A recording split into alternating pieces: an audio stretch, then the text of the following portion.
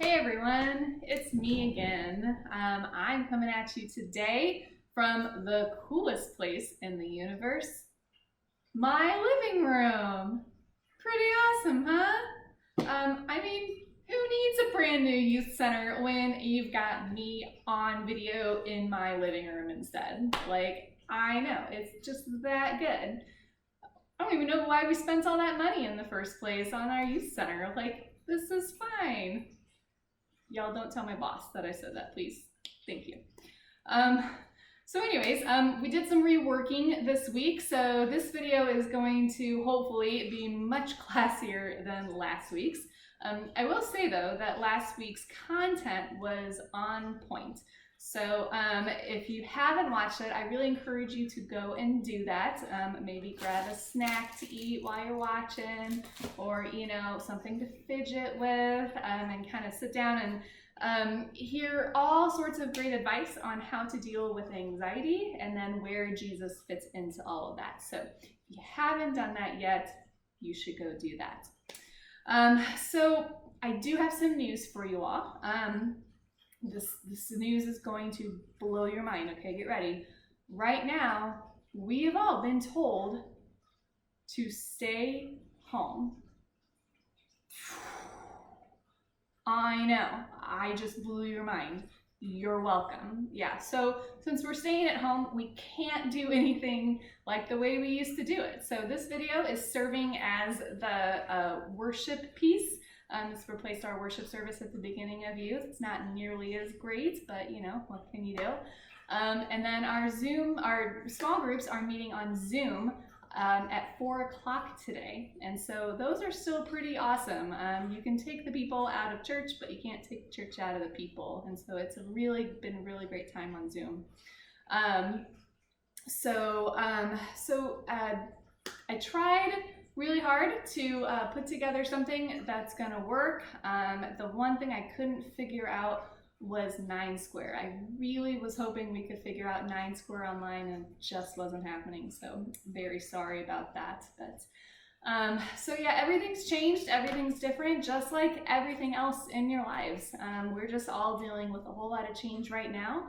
And so that's actually what we're gonna be talking about today. Change. So we're going to start today by watching a video of a guy named Matthew Santoro, who has a really fun way of explaining why we all hate change and some things that we can do about it. Biggest problems that I notice that people have is dealing with change. People really like familiarity. They like to know exactly how things are, and if anything changes, sometimes they tend to freak out. But change really isn't that bad, so if you're one of those people, keep watching, because I'm about to give you 5 ways to deal with change. Stick around, you just might learn a little something. Number 1 is prepare. Obviously, the 2 types of changes in life are the ones that we see coming and the ones that are unpredictable. The latter is harder to deal with because it's more unexpected, but there is a way to deal with both, and that is to always expect change. Very few things in life stay the same, so the sooner that you realize that everything in life will eventually change in one way or another, the less unexpected the unexpected will be. Matt, you changed to regular milk? I can only drink almond milk. I'm lactose intolerant. Some will have a harder time with this than others. Number 2 is accept. Change what is within your power to change and learn to accept the rest. You may not be able to control the things around you, but what you can control is how you react to them. Resisting things that you can't change will only hurt you. For example, just a couple of days ago, YouTube merged with Google+, forcing everybody to use Google+, and now the comment section under every video is completely mangled. Now I can't reply to half of your comments, and on top of that, I'm constantly getting alerts on my Google+ for every single little bit of activity that happens on my videos. But I'm okay with it. No reason to freak out. No reason to freak out at all. Number 3 is give it time. When things change, they always seem way worse when it first happens, but if you give it a little time, you'll find that not only can you handle it, but maybe it's not quite as bad as you first thought it was. Just beware, because during this time, there's gonna be people that are gonna give you advice, and not all of it is gonna be good. Like, for example, a lot of you remember Hugo from my older videos and suggested that I bring him back. So recently I let him out of his cage, after which he promptly discovered dubstep and turned my bedroom into a club.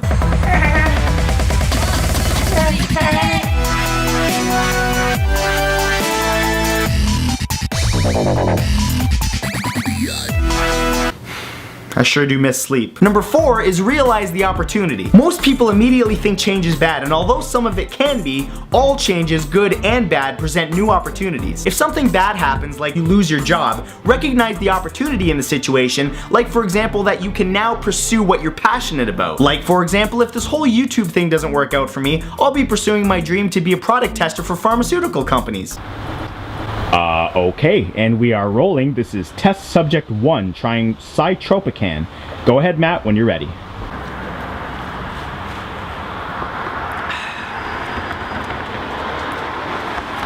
No side effects so far. So how much am I getting paid? Don't worry though, the effects aren't supposed to last. Who said that? And finally, move on. This is possibly the most important step. Deal with the change however you see fit and move forward with the new circumstances. Leave all the complaining and the blaming behind and just roll with it, whatever it is. Spending time with a friend that's an optimist can really help out with this. Oh, hey man, thanks for meeting up. Hey, no problem, everything is fine. I tried Cytropican, it worked for me. You should try. You wanna go get some ice cream? It's delicious. Oh my god, there's a squirrel. I still don't know where he went. Anyways, that's all for this video, guys. I hope you got something out of it. If you All right, so Matthew laid out 5 steps, and the first was to prepare. I think I speak for all of us when I say that we had 0 time to prepare for this. This was sprung on us out of nowhere. It was like the other side of the world was dealing with this disease, and then bam, we were in quarantine. Like, it just came out of nowhere, and that's making this so much harder to deal with. Like, we all just collectively skipped step 1. So a little difficult.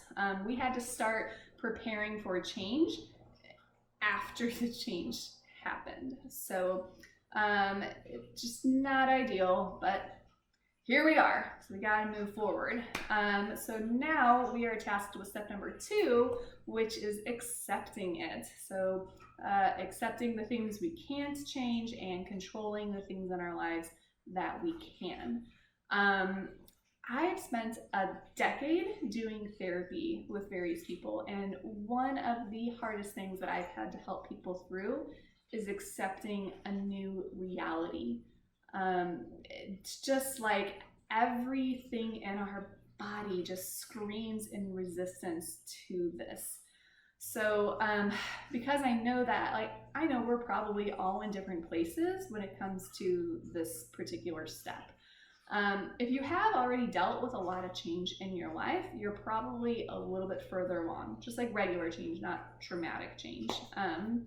But for the rest of us, we're probably all still struggling a bit. And so if this particular step has been a little hard for you, just know that you are not alone and that you will get there. So some of y'all might be a fan of the show The Big Bang Theory. I know I am. Sheldon is one of the main characters, and he really struggles with change to the extent that it's a defining personality characteristic. At the end of the series, we see him struggle even when he deals with a bunch of positive changes. Even that really throws him for a loop. So we're gonna watch a clip of that now. What kind of tea is appropriate for winning a Nobel Prize, and now everything is changing and you feel unmoored from reality? I don't know, Earl Grey? You know, this is something I've wanted my whole life, but I guess I never considered how everything would be different. Buddy, I know it all feels overwhelming right now, but I promise you, things will settle down. There's no Earl Grey, you filthy liar! Hey, is Penny here? No, why? I wanted to show her my latest creation. I give you Dr. Amy Farrah Fowler.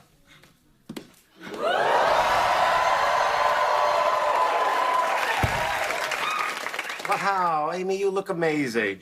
Thank you. Sheldon, what do you think?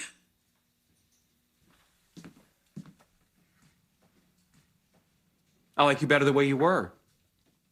But she looks beautiful.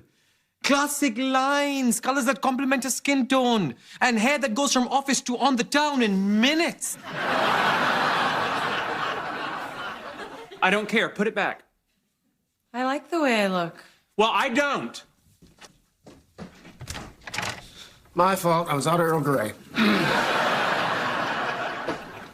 Sheldon, that was really rude. I'm sorry. Amy is the one constant I can count on, and now she's changing. It's just a haircut and some clothes. No, it's the last straw. I can't take any more.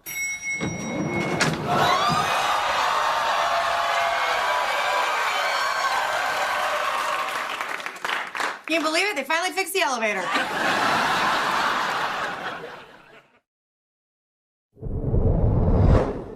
This is a nightmare. What's with him? He won a Nobel Prize and his wife looks amazing. Oh, yeah, got it.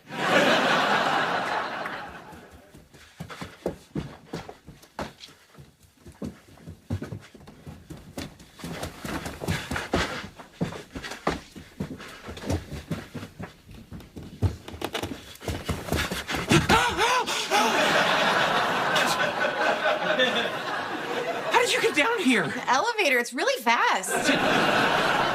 I need to be alone right now. Don't try to follow me. All right, you need a ride? That'd be great, thank you. All right, so poor Sheldon.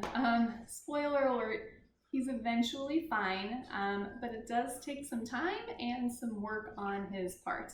And that's coping with positive change. So you can only imagine how hard negative change actually is on him and on us. So that brings us to number 3. By the way, that's my cat over there. He's just off screen. I know, he's adorable. Yeah, that brings us to step 3, give it time. And yes, time really does help. There's an old saying that time heals all wounds. And that's not really true, because obviously there are wounds that need a lot more than time to heal. But in general, it really does help a lot. We have been officially in stay-at-home orders for 1 week. That's not a lot of time. So if you haven't adjusted yet, don't worry, there's still time. Steps 4 and steps 5 is to realize the opportunity and to move on. I know you're not ready yet. I get it, but I'm going to talk to you about it anyways, because then hopefully when you are ready, you'll know what to do, or at the very least you can come back and watch this video again. So I promise you there are going to be opportunities here. We will come out of this changed one way or another. And y'all, God is fantastic at coming in times of crisis and working things out for us. That's what God does. We see this over and over again in Scripture. Something bad happens, people suffer, people then reconnect with God, and then now life is actually better than it was before, and people are being better about acknowledging God in their lives. The most famous story of God coming in and making things better is, of course, Jesus. Jesus came in, made everybody in power super uncomfortable, and then they went to him. But then God shows up, resurrects Jesus, and now the Church of Jesus Christ has spread across the globe. So that's what God does. That's who God is. Romans 8:28 says that God is always at work for the good of those who love him. Guys, God is working for us right now. God will take this time and work it out for our good. Because that's what God does. He redeems. For me personally, I'm hoping that my family comes out of this a little bit closer, and I'm hoping that my daughter figures out how to play better by herself. That's just a skill she's not really all that good at. And I tell you what, after 1 week, she's already made tons of improvements. So I'm just excited to see where we're gonna be when this is all over. For our church, I'm really hoping that our small groups can come out of this even more connected than before. Because now y'all can actually be there every single week. You won't miss because you're playing sports or because you're traveling. Like, unless you're sick, you can be present and that will strengthen your entire group. So that's my hope for our church and all of this. I don't know how God is going to work in your individual lives, but I do know for sure that He will show up and take this time of change and work it out for your good. That is God's promise to us. So rest in that promise. So to recap, we gotta work on accepting the change, give it time, be patient with the process, and remember that God is going to make good come from this. So hang on tight, lean on your church friends, lean on your adult leaders, on me, your parents, on Jesus. We are going to survive these changes together. Let us pray. God, you know how tough change can be. You walked among us as a human, and you experienced it yourself. So God, help us through this time of change.